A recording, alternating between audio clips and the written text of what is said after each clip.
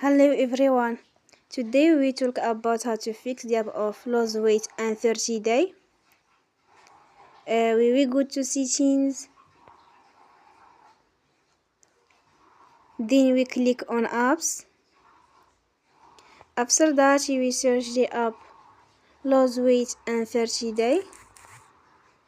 And then we click. Then we will on for stop. After that we go to storage. Then we click on clear cache. You will go to Play Store and you will update your app. Don't forget to support us by like and subscribe. See you next time and thank you for watching.